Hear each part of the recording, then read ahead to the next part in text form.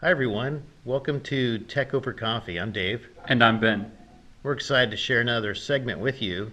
First of all, we'd like to thank our sponsor, Chipola College, for this opportunity to film in their studios and have all this neat technology equipment and microphones and cameras, sound system. We're quite fortunate, Ben. I 100% agree. And Yes. Chipola is a great place when we talk about technology. They have certs, associate degrees, bachelor's degrees focused on technology, business, you name it. They can help you find your interests on the academic side to help you follow your pursuit, to reach your goals in life. So it's been a great place. It was wonderful to meet Ben. Ben is a graduate of Chipola, Yes, I am. and he'll often mention that in our blog. So thank you, Chipola, for sponsoring a Tech Over Coffee. So we have an exciting topic today, Ben. What do we have in front of us? Well, we are talking about mainly cryptocurrency and specifically Bitcoin. And today we'll actually have a guest, and we're excited to speak with him today. And we'll kind of go over the nuances of cryptocurrency. We'll cover kind of what makes it tick, as well as our thoughts and ideas on the future of digital currency. Yeah, our guest today, Jeremy Porter, we are so excited to have him. He is also a bachelor student at Chipola. But we were just fortunate to have him, as we are with all our bachelor students. They bring so much to the college, to the campus, to our online environment. Everyone has their own skill sets, and Jeremy in particular, he is a strong researcher, a strong applier of these best practices on the mining side, on the Bitcoin planning, on implementing what he's learned. He actually doesn't just talk about it, he puts it into practice. I mean, he's a leader locally, probably one of the main leaders in the panhandle for mining that I know. And A true financier. he is. So we'll welcome Jeremy, and we're excited to have him join us with Tech Over Coffee. So Jeremy, welcome. All right. Welcome, Jeremy, to the podcast. How are you doing today? Hi, Ben. I'm doing really good. So today we're talking about Bitcoin, of course. You're familiar with Bitcoin, right? I'm kind of familiar. So in general, in a very general statement, how would you describe Bitcoin in kind of the online marketplace? Sure. So, Bitcoin in the context of like the wider market, just as a strict definition, it's a digital currency. Right. It doesn't exist in any physical form. It's only data on a computer.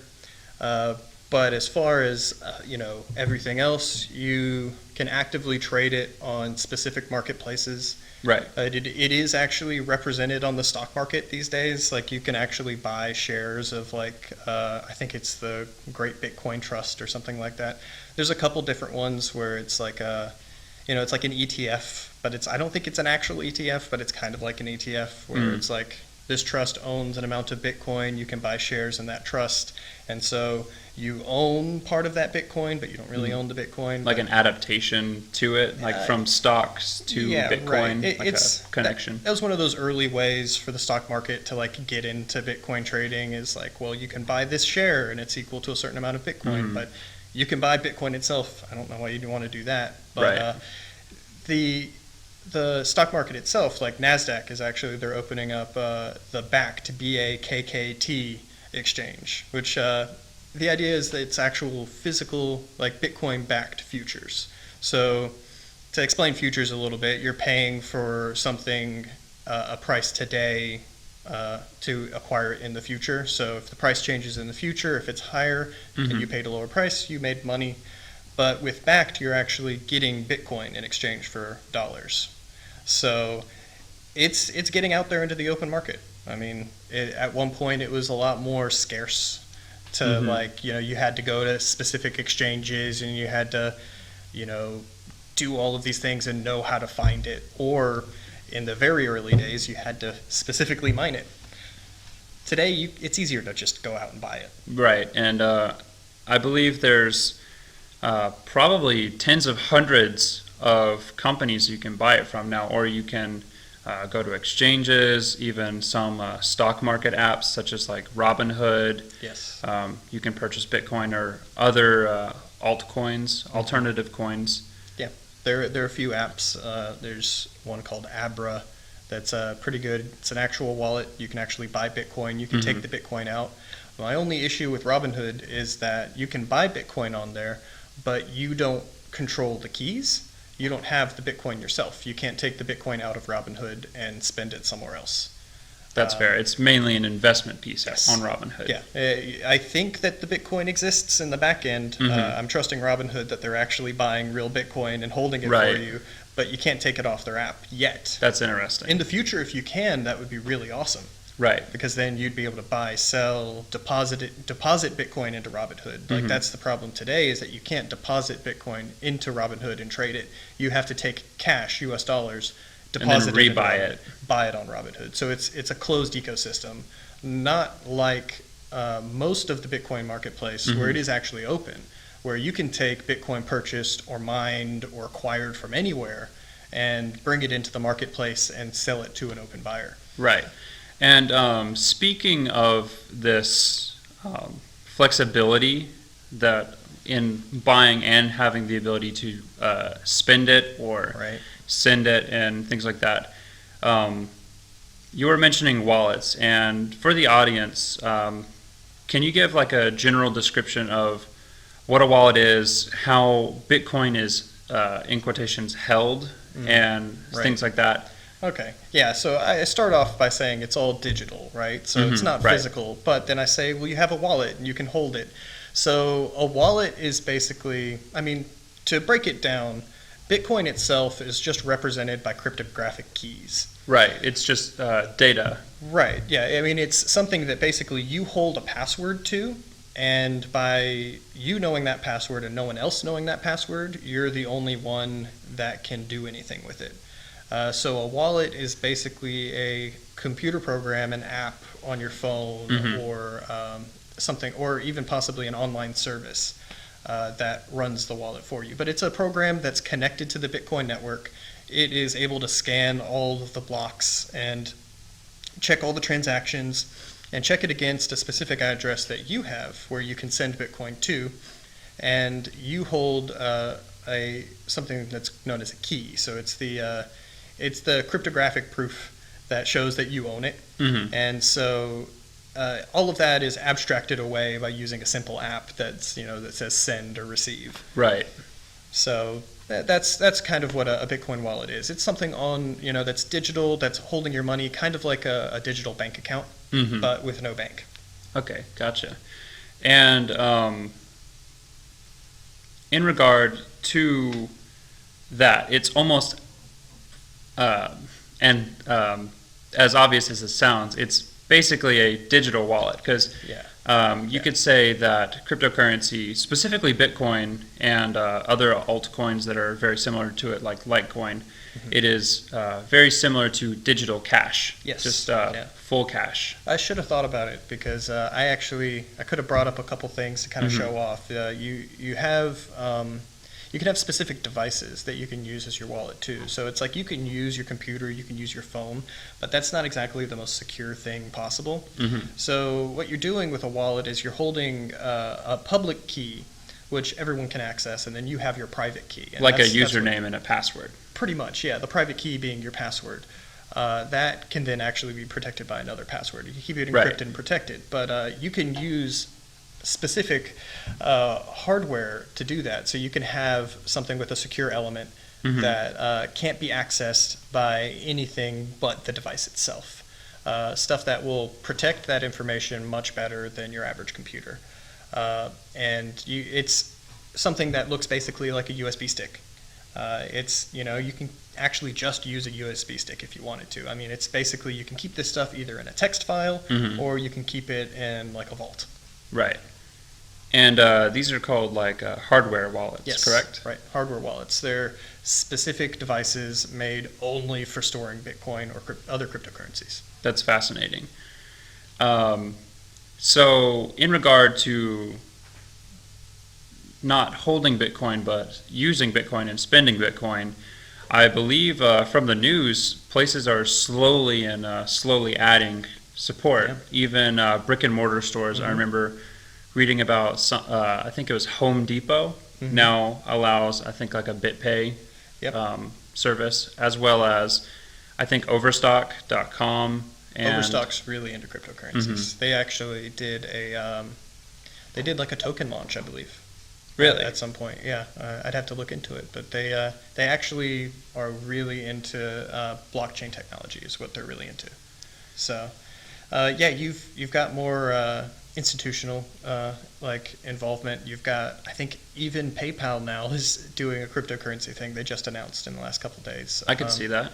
Yeah, it's digital payment processing, right? You've got Right. people that hold assets in various forms, and so if you've got the way to go and spend it in a store, and this is all stuff that's being accomplished through these big exchanges that are going out there, and they have enough liquidity now that, and enough people using it that you can actually go and, like you said, actually spend it at these stores. So you have Coinbase has a program with Coinbase Commerce.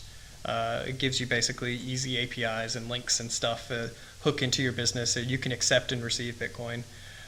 You've got BitPay is a big one.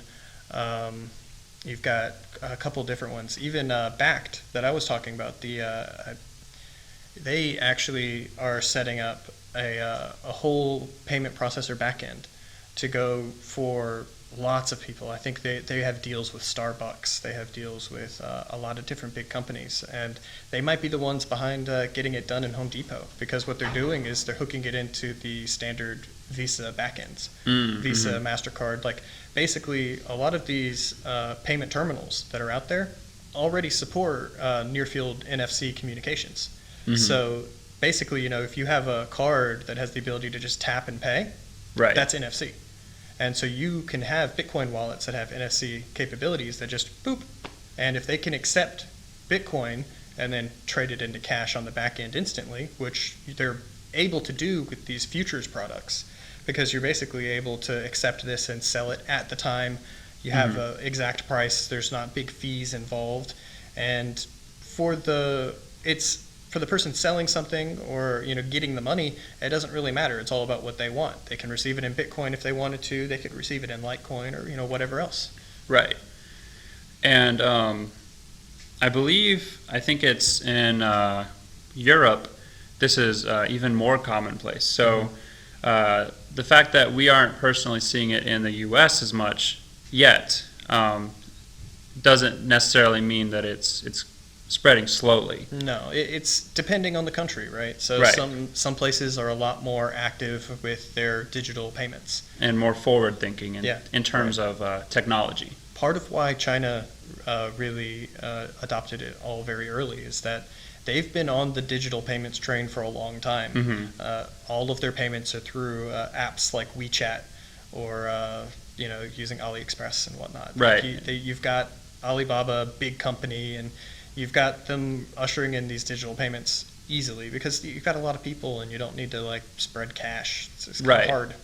And I believe that most commerce payments are slowly moving towards a Cash App, Venmo, PayPal Yeah. style of payment systems in general. I don't think cash will become antiquated.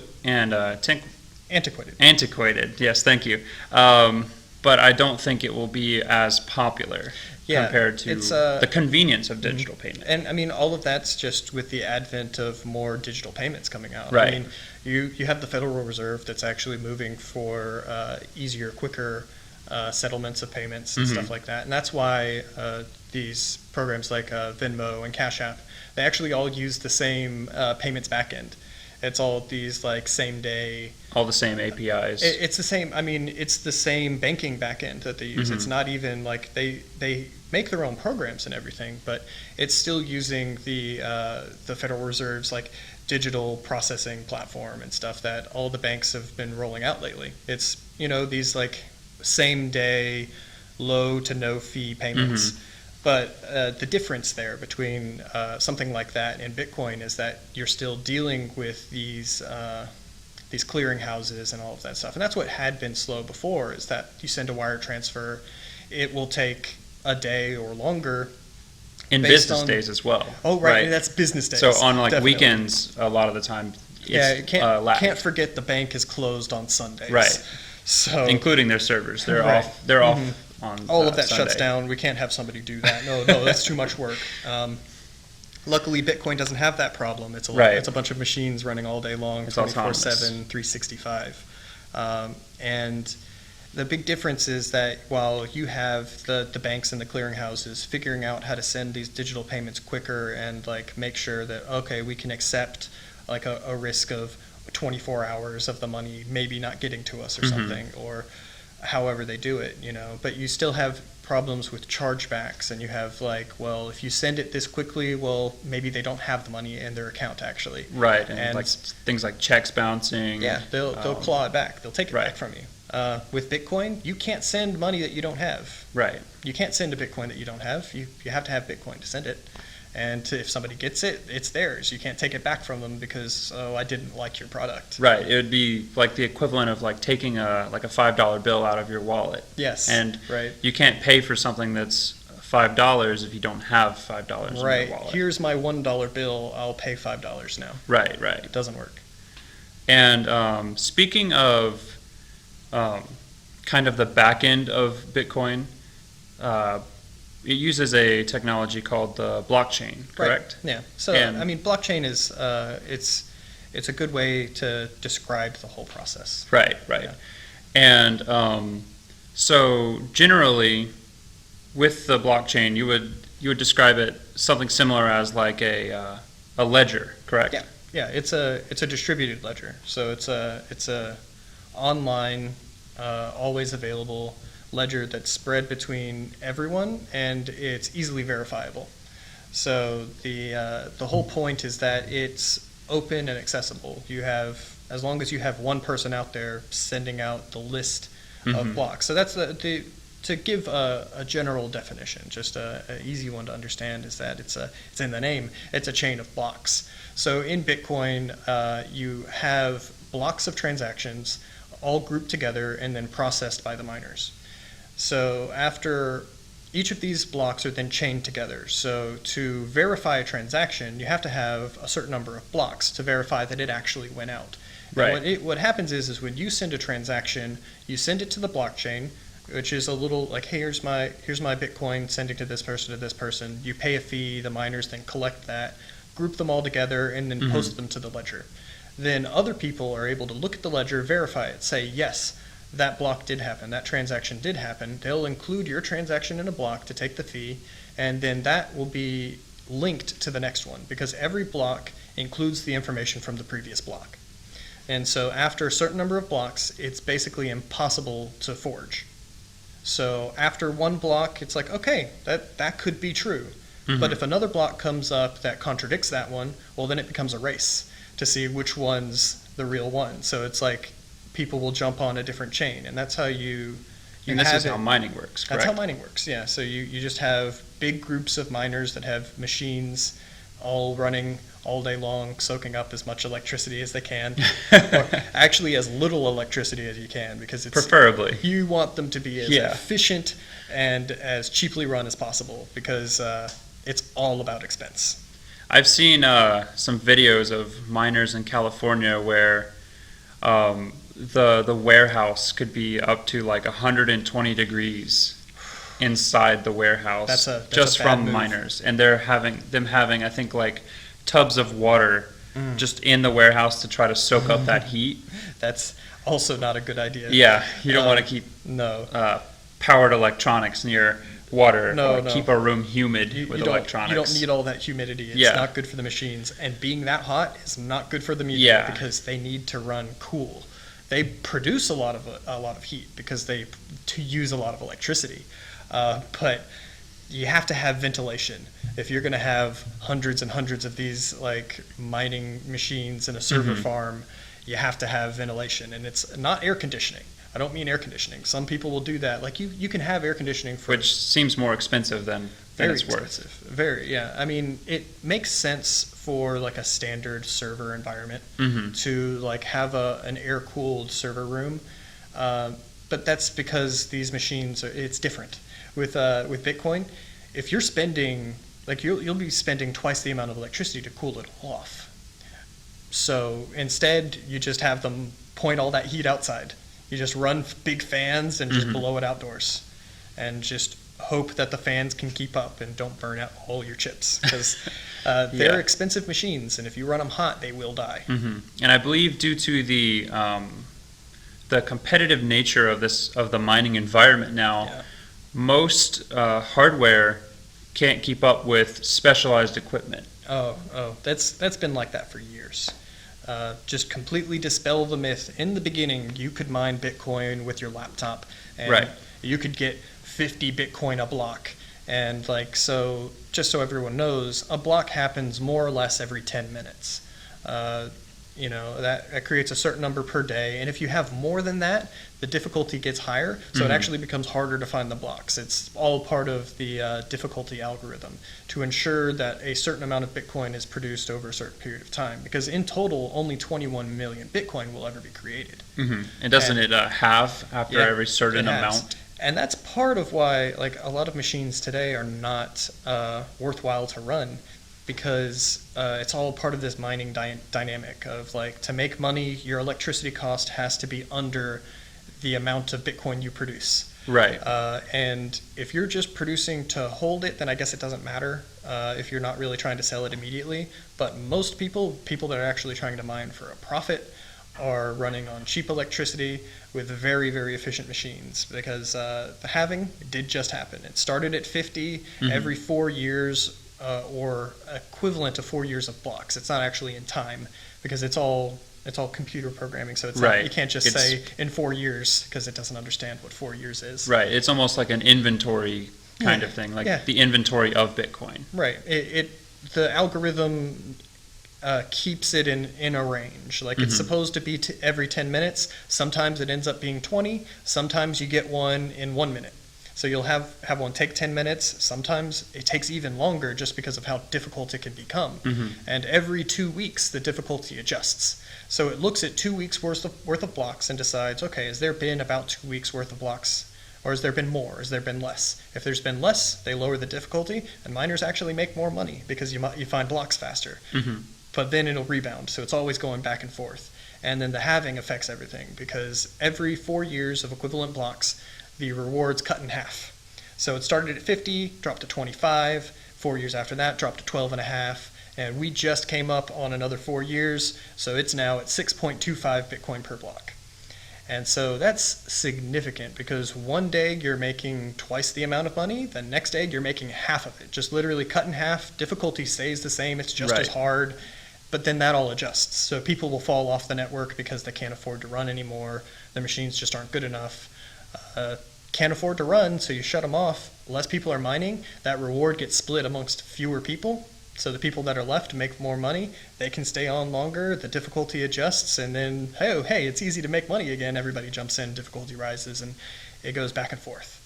Do you think that a larger economy of scale would allow a miner to stay in longer as difficulty increases, such as we have something like someone with a Raspberry Pi mining, which wouldn't mine very much. It's not possible, but we'll talk about that. Theoretically, yeah. So we let's say during the easiest period, someone has their graphics card, or their just a single graphics card, or a Pi mining, as compared to a company that has a full warehouse, full fan system, and maybe 1,000 miners. To give you an idea, right? So the reason why laptops and graphics cards don't work anymore for mining Bitcoin, and then just particularly Bitcoin, there are other cryptocurrencies that you can mine with different machines, but it's the same basic premise. It's proof of work. You have to put in an amount of basically electrical energy into producing a cryptographic proof that says you found a block. Now, in the beginning, you could do that with a CPU, but a graphics card is basically a more specialized CPU. A CPU is a multi-threaded CPU, basically. Well, I mean, it's very specific. So a CPU is more generalized. It can run all sorts of programs. But a graphics card is made specifically for a certain type of like math that's like integers and that sort of stuff. And that's what you do to produce graphics. Right. But it's not just graphics. You can use it for math and all that kind of stuff, AI research and everything like that. So basically what you're doing is you're getting more and more application specific. A CPU is very generalized. Then you move to a graphics card that's a more specialized CPU. Right. Then what happened is people moved from graphics cards to what are called FPGAs, which are field programmable gate arrays. They're literally just like, if you know what a gate is, I can't describe it because I'm not that smart.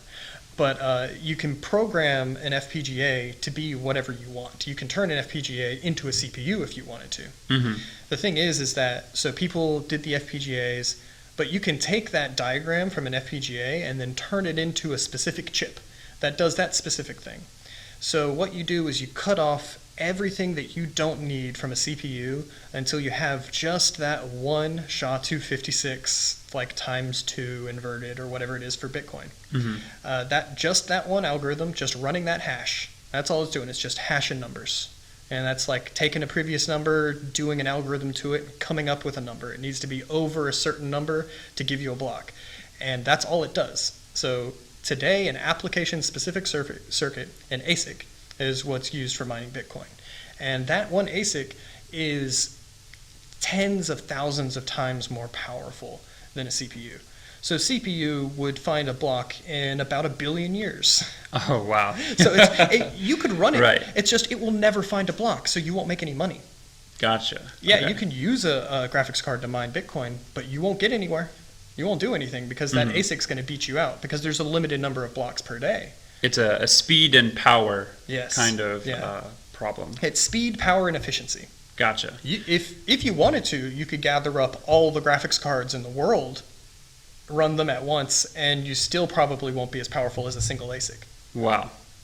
So, I mean, it's like a single ASIC chip even, and there are hundreds of these chips in a single miner. I mean, and that evolves very quickly. Like, I can't even, like, it's in the mega hashes range for what a graphics card would do, where it's in the terahash range Wow.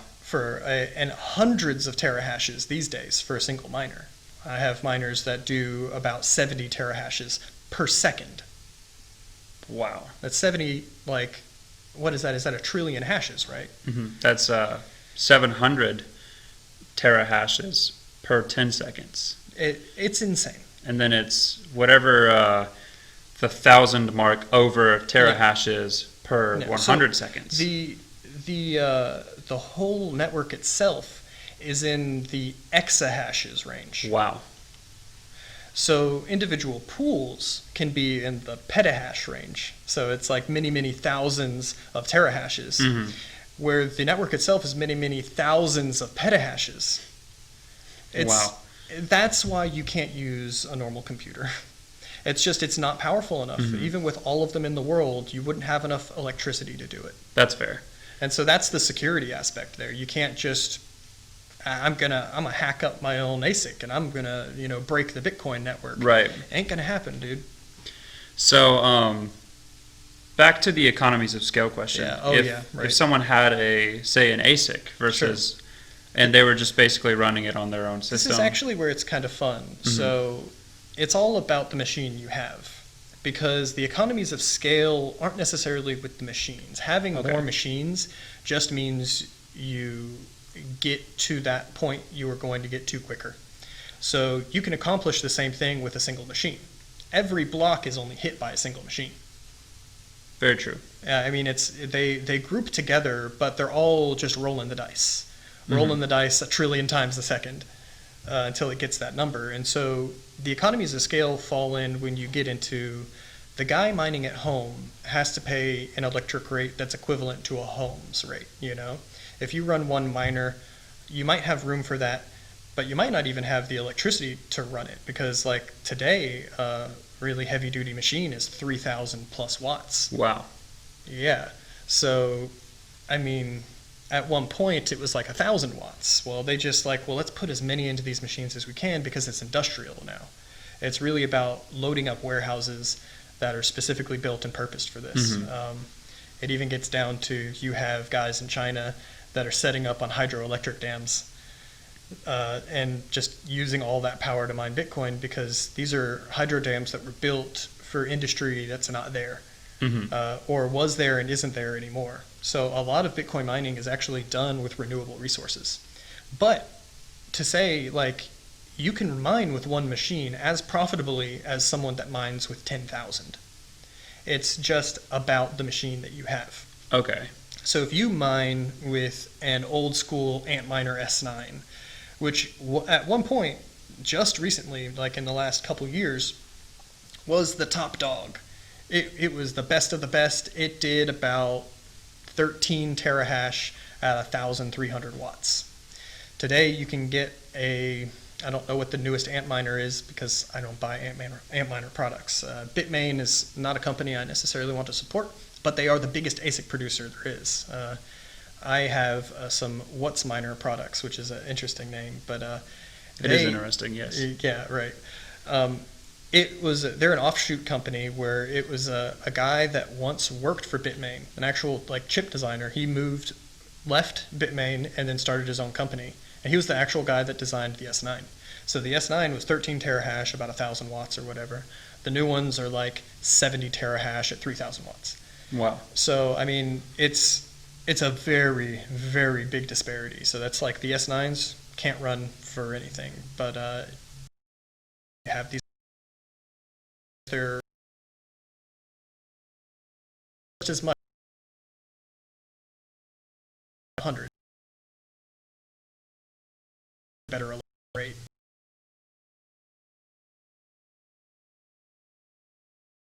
Of scale miner.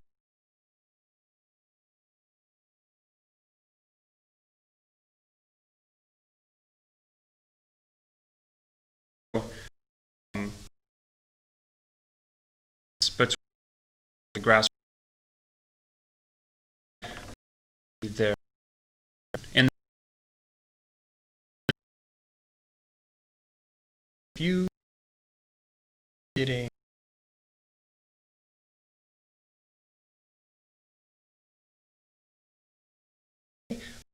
as many because profit margin versus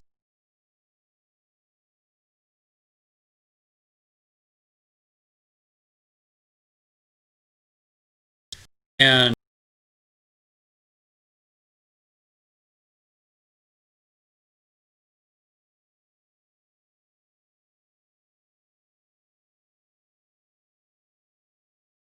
it all time.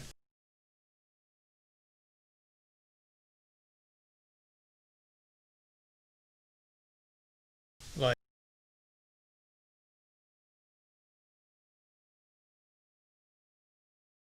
this is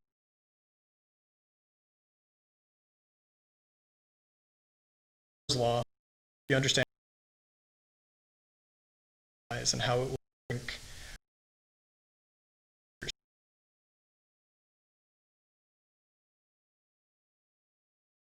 up doing every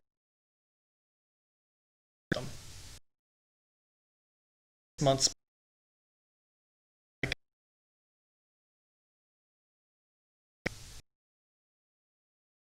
I get really match 3 for everyone else thinks money, but 1,000 and the market evaporate with Bitcoin. Speculative currency coin. A bit more people.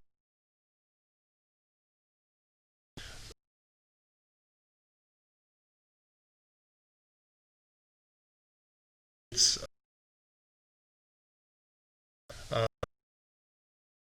you had whatever came out later and it was already efficient.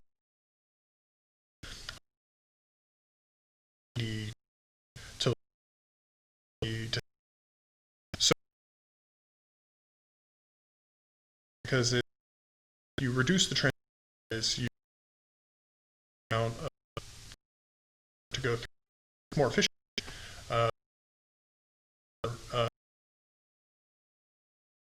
Those that as further along, kind of a little bit like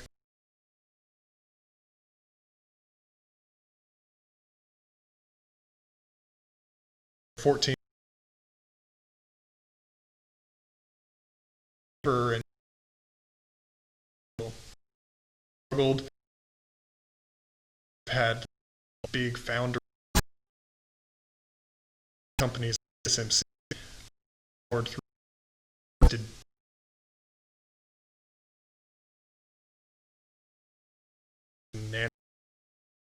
can't even imagine Yeah.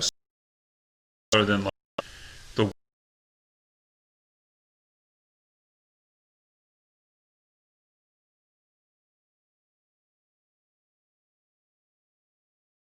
it's not like you, at one point S9 doing 30 hash. The next one that came out 25. Very over you had that were 20 or so. Being announced. The next end of the year looks like, and that, so it's not necessarily destroy. The idea is slowed down.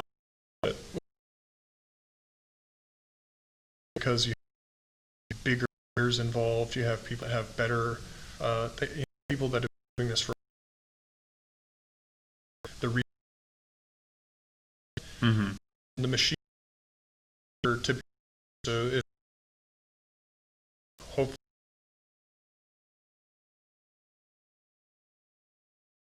more and I guess Allow people to kind of break into the market a little bit easier. Yeah, hopefully. Instead of into a full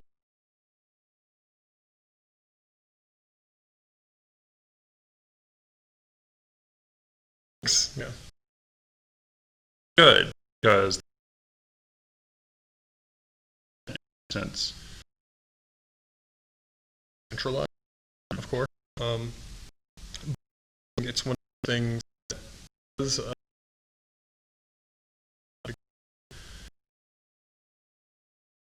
petition that kind of push it around being that way. You have more people into it. Get into my right.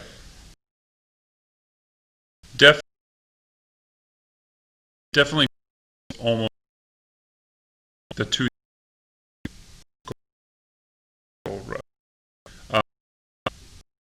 I mean, I feel like every and that's, I mean, before that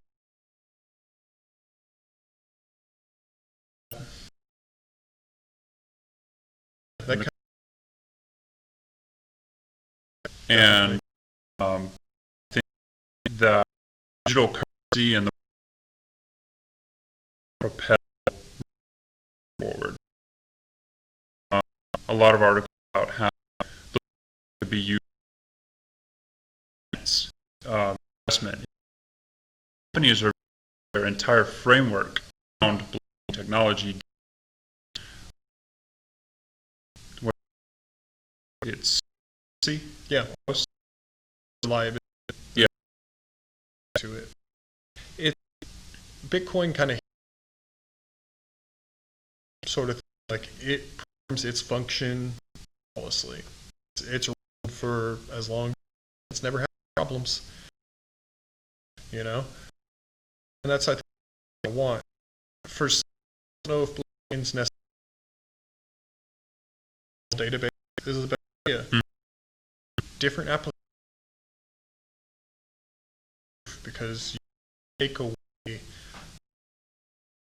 don't have to worry as much about the. It's like that more security. So people use it for, say, medical records, because you can it kept that's available, Right. and you don't worry about it being stolen or appropriated, and you can principle to security standpoint, definitely, especially payments. It's just All this is really, really, truly. Definitely like to read this again, so about this in greater depth. Maybe even like show a minor. S9. Awesome. I could turn it on. I don't think That's part.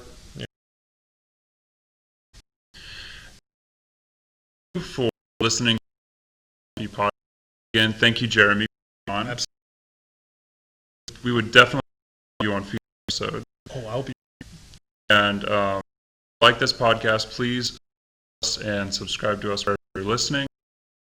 This sponsored by College. If you are interested in after all, I would recommend going to pola.edu to find out more information.